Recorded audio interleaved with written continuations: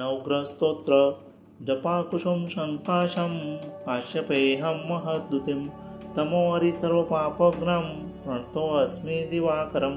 दधिशङ्खतुषाराभं शिरोदार्णवसम्भवं नमामि शशिनं सोमं शम्भुर्मुकुटभूषणं धरणीगर्भसम्भूतं विद्युत्कान्ति समर्प्रभं कुमारं शक्तिहस्तं च मङ्गलं प्रणमाम्यहं प्रियङ्गुकलिकाश्यामं रूपेण प्रतिमं बुधं सौम्यं सौम्यगुणोपेतं तं बुधं प्रणमाम्यहं देवानां च ऋषीणां च गुरुं काञ्चनसन्निभं बुद्धिभूतं त्रिलोकेशं तं नमामि बृहस्पतिं हिमकुन्दमृणालाभं दैत्यानां परमं गुरुं सर्वशास्त्रप्रवक्तारं भार्गवं प्रणमाम्यहं नीलाञ्जनसमाभासं रविपुत्रं यमाग्रजं छायामार्तण्डसम्भूतं तं नमामि शनैश्चरम् अर्धकायं महावीर्यं चन्द्रादित्यविमर्दनं सिंहिकागर्भसम्भूतं तं राहुं प्रणमाम्यहं पलाशपुष्पसङ्काशं तारकाग्रहमस्तकं रुद्रं रौद्रात्मकं घोरं तं केतुं प्रणमाम्यहम् इति व्यासमुखोद्गीतं यः पठेत्सु समाहितः दिवा वा दिवारात्रौ विघ्नशान्तिर्भविष्यति नरनारीरूपाणां च भवेत् दुःस्वप्ननाशनम् ऐश्वर्यं तुलं तेषाम् आरोग्यं पुष्टिवर्धनं ग्रहनक्षत्रजा पीडा तस्करा अग्निसमुद्भवः ताः सर्वाः प्रश्नं यान्ति व्यासोद्धृतेन संशयः इति श्रीव्यासविरचितं नवग्रहस्तोत्रं सम्पूर्णम्। जपाकुशं शङ्काशं काश्यपेऽहं महद्युतिं तमोहरिसर्वपापघ्नं प्रणतोऽस्मि दिवाकरं दधिशङ्खतुषाराभं शिरोदार्णवसम्भवं नमामि शशिनं सोमं शम्भुर्मुकुटभूषणं धरणीगर्भसम्भूतं विद्युत्कान्ति समर्प्रभं कुमारं शक्तिहस्तं च मङ्गलं प्रणमाम्यहं प्रियङ्गुकलिकाश्यामं रूपेण प्रतिमं बुधं सौम्यं सौम्यगुणोपेतं तं बुधं प्रणमाम्यहं देवानां च ऋषीणां च गुरुं काञ्चनसन्निभं बुद्धिभूतं त्रिलोकेशं तं नमामि बृहस्पतिं हिमकुन्दमृणालाभं दैत्यानां परमं गुरुं सर्वशास्त्रप्रवक्तारं भार्गवं प्रणमाम्यहं नीलाञ्जनसमाभासं रविपुत्रं यमाग्रजं छायामार्तण्डसम्भूतं तं नमामि शनैश्चरम् अर्धकायं महावीर्यं चन्द्रादित्यविमर्दनं सिंहिकागर्भसम्भूतं तं राहुं प्रणमाम्यहं पलाशपुष्पसङ्काशं तारकाग्रहमस्तकं रुद्रं रौद्रात्मकं घोरं तं केतुं प्रणमाम्यहम् इति व्यासमुखोद्गीतं यः पठेत्सु समाहितः दिवा वा दिवारात्रौ विघ्नशान्तिर्भविष्यति नरनारीरूपाणां च भवेत् दुःस्वप्ननाशनम् ऐश्वर्यं तुलं तेषाम् आरोग्यं पुष्टिवर्धनं ग्रहनक्षत्रजा पीडा तस्करा अग्निसमुद्भवः ताः सर्वाः प्रश्नं यान्ति व्यासोद्धृतेन संशयः इति श्रीव्यासविरचितं नवग्रहस्तोत्रं सम्पूर्णम्। जपाकुशं शङ्काशं काश्यपेऽहं महद्युतिं तमोहरिसर्वपापघ्नं प्रणतोऽस्मि दिवाकरं दधिशङ्खतुषाराभं शिरोदार्णवसम्भवं नमामि शशिनं सोमं शम्भुर्मुकुटभूषणं धरणीगर्भसम्भूतं विद्युत्कान्ति समर्प्रभं कुमारं शक्तिहस्तं च मङ्गलं प्रणमाम्यहं प्रियङ्गुकलिकाश्यामं रूपेण प्रतिमं बुधं सौम्यं सौम्यगुणोपेतं तं बुधं प्रणमाम्यहं देवानां च ऋषीणां च गुरुं काञ्चनसन्निभं बुद्धिभूतं त्रिलोकेशं तं नमामि बृहस्पतिं हिमकुन्दमृणालाभं दैत्यानां परमं गुरुं सर्वशास्त्रप्रवक्तारं भार्गवं प्रणमाम्यहं नीलाञ्जनसमाभासं रविपुत्रं यमाग्रजं छायामार्तण्डसम्भूतं तं नमामि शनैश्चरम् अर्धकायं महावीर्यं चन्द्रादित्यविमर्दनं सिंहिकागर्भसम्भूतं तं राहुं प्रणमाम्यहं पलाशपुष्पसङ्काशं तारकाग्रहमस्तकं रुद्रं रौद्रात्मकं घोरं तं केतुं प्रणमाम्यहम् इति व्यासमुखोद्गीतं यः पठेत् सुसमाहितः दिवावाय दिवारात्रौ विघ्नशान्तिर्भविष्यति नरनारीरूपाणां च भवेत् दुःस्वप्ननाशनम् ऐश्वर्यं तुलं तेषाम् आरोग्यं पुष्टिवर्धनं ग्रहनक्षत्रजा पीडा तस्करा अग्निसमुद्भवः ताः सर्वाः प्रश्नं यान्ति व्यासोद्धृतेन संशयः इति श्रीव्यासविरचितं नवग्रहस्तोत्रं सम्पूर्णम्। जपाकुशं शङ्काशं काश्यपेऽहं महद्युतिं तमोहरि सर्वपापघ्नं प्रणतोऽस्मि दिवाकरं दधिशङ्खतुषाराभं शिरोदार्णवसम्भवं नमामि शशिनं सोमं शम्भुर्मुकुटभूषणं धरणीगर्भसम्भूतं विद्युत्कान्ति समर्प्रभं कुमारं शक्तिहस्तं च मङ्गलं प्रणमाम्यहं प्रियङ्गुकलिकाश्यामं रूपेण प्रतिमं बुधं सौम्यं सौम्यगुणोपेतं तं बुधं प्रणमाम्यहं देवानां च ऋषीणां च गुरुं काञ्चनसन्निभं बुद्धिभूतं त्रिलोकेशं तं नमामि बृहस्पतिं हिमकुन्दमुणालाभं दैत्यानां परमं गुरुं सर्वशास्त्रप्रवक्तारं भार्गवं प्रणमाम्यहं नीलाञ्जनसमाभासं रविपुत्रं यमाग्रजं छायामार्तण्डसम्भूतं तं नमामि शनैश्चरम् अर्धकायं महावीर्यं चन्द्रादित्यविमर्दनं सिंहिकागर्भसम्भूतं तं राहुं प्रणमाम्यहं पलाशपुष्पसङ्काशं तारकाग्रहमस्तकं रुद्रं रौद्रात्मकं घोरं तं केतुं प्रणमाम्यहम् इति व्यासमुखोद्गीतं यः पठेत् सुसमाहितः दिवावाय दिवारात्रौ विघ्नशान्तिर्भविष्यति नरनारीरूपाणां च भवेत् दुःस्वप्ननाशनम् ऐश्वर्यं तुलं तेषाम् आरोग्यं पुष्टिवर्धनं ग्रहनक्षत्रजा पीडा तस्करा अग्निसमुद्भवः ताः सर्वाः प्रश्नं यान्ति व्यासोद्धृतेन संशयः इति श्रीव्यासविरचितं नवग्रहस्तोत्रं सम्पूर्णम्। जपाकुशं शङ्काशं काश्यपेऽहं महद्युतिं तमोहरि सर्वपापघ्नं प्रणतोऽस्मि दिवाकरं दधिशङ्खतुषाराभं शिरोदार्णवसम्भवं नमामि शशिनं सोमं शम्भुर्मुकुटभूषणं धरणीगर्भसम्भूतं विद्युत्कान्ति समर्प्रभं कुमारं शक्तिहस्तं च मङ्गलं प्रणमाम्यहं प्रियङ्गुकलिकाश्यामं रूपेण प्रतिमं बुधं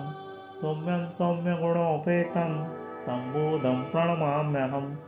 देवानां च ऋषीणां च गुरुं काञ्चनसन्निभं बुद्धिभूतं त्रिलोकेशं तं नमामि बृहस्पतिं हिमकुन्दमुणालाभं दैत्यानां परमं गुरुं सर्वशास्त्रप्रवक्तारं भार्गवं प्रणमाम्यहं नीलाञ्जनसमाभासं रविपुत्रं यमाग्रजं छायामार्तण्डसम्भूतं तं नमामि शनैश्चरम् अर्धकायं महावीर्यं चन्द्रादित्यविमर्दनं सिंहिकागर्भसम्भूतं तं राहुं प्रणमाम्यहं पलाशपुष्पसङ्काशं तारकाग्रहमस्तकं रुद्रं रौद्रात्मकं घोरं तं केतुं प्रणमाम्यहम् इति व्यासमुखोद्गीतं यः पठेत् सुसमाहितः दिवावाय दिवारात्रौ विघ्नशान्तिर्भविष्यति नरनारीरूपाणां च भवेत् दुःस्वप्ननाशनम् ऐश्वर्यं तुलं तेषाम् आरोग्यं पुष्टिवर्धनं ग्रहनक्षत्रजा पीडा तस्करा अग्निसमुद्भवः ताः सर्वाः प्रश्नं यान्ति व्यासोद्धृतेन संशयः इति श्रीव्यासविरचितं नवग्रहस्तोत्रं सम्पूर्णम्। जपाकुशुम शङ्काशं काश्यपेऽहं महद्युतिं तमोहरि सर्वपापघ्नं प्रणतोऽस्मि दिवाकरं दधिशङ्खतुषाराभं शिरोदार्णवसम्भवं नमामि शशिनं सोमं शम्भुर्मुकुटभूषणं धरणीगर्भसम्भूतं विद्युत्कान्ति समर्प्रभं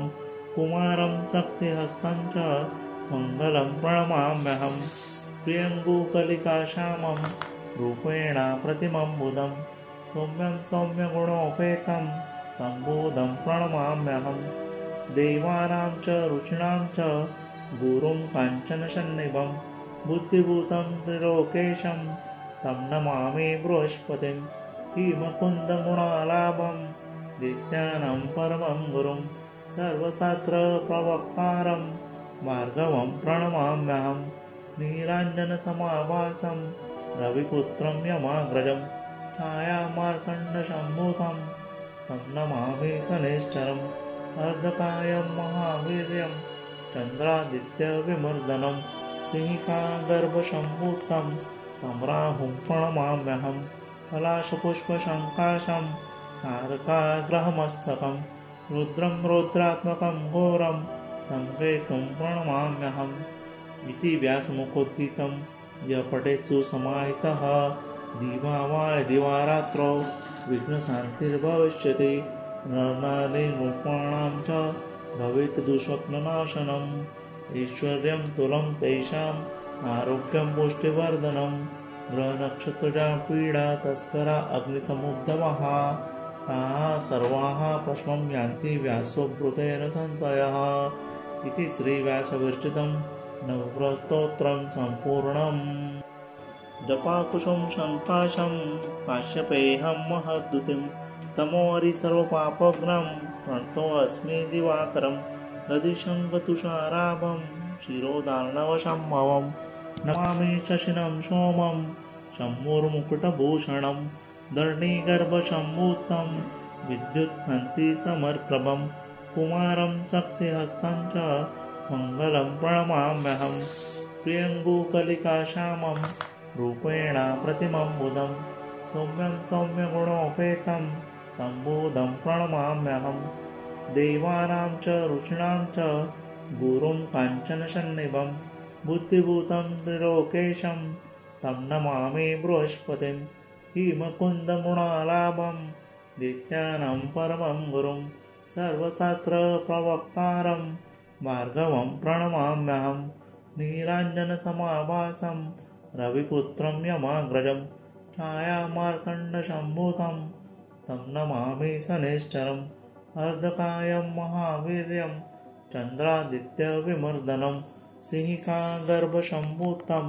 तं राहुं प्रणमाम्यहं पलाशपुष्पसङ्काशं तारकाग्रहमस्तकं रुद्रं रौद्रात्मकं घोरं तं केतुं प्रणमाम्यहम् इति व्यासमुखोद्गीतं यः पठेत्सु समाहितः दिवा वा दिवारात्रौ विघ्नशान्तिर्भविष्यति नरनारीरूपाणां च भवेत् दुःस्वप्ननाशनम् ऐश्वर्यं तुलं तेषाम् आरोग्यं पुष्टिवर्धनं ग्रहनक्षत्रजा पीडा तस्करा अग्निसमुद्भवः ताः सर्वाः प्रश्नं यान्ति व्यासोद्धृतेन संशयः इति श्रीव्यासविरचितं नवग्रहस्तोत्रं सम्पूर्णम्। जपाकुशुम शङ्काशं काश्यपेऽहं महद्युतिं तमोहरि सर्वपापघ्नं प्रणतोऽस्मि दिवाकरं दधिशङ्खतुषाराभं शिरोदार्णवसम्भवं नमामि शशिनं सोमं शम्भुर्मुकुटभूषणं धरणीगर्भसम्भूतं विद्युत्कान्ति समर्प्रभं कुमारं शक्तिहस्तं च मङ्गलं प्रणमाम्यहं प्रियङ्गुकलिकाश्यामं रूपेण प्रतिमं बुधं सौम्यं सौम्यगुणोपेतं तं बुधं प्रणमाम्यहं देवानां च ऋषीणां च गुरुं काञ्चनसन्निभं बुद्धिभूतं त्रिलोकेशं तं नमामि बृहस्पतिं हिमकुन्दगुणालाभं दैत्यानां परमं गुरुं सर्वशास्त्रप्रवक्तारं भार्गवं प्रणमाम्यहं नीराञ्जनसमाभासं रविपुत्रं यमाग्रजं छायामार्तण्डसम्भूतं तं नमामि शनैश्चरम् अर्धकायं महावीर्यं चन्द्रादित्यविमर्दनं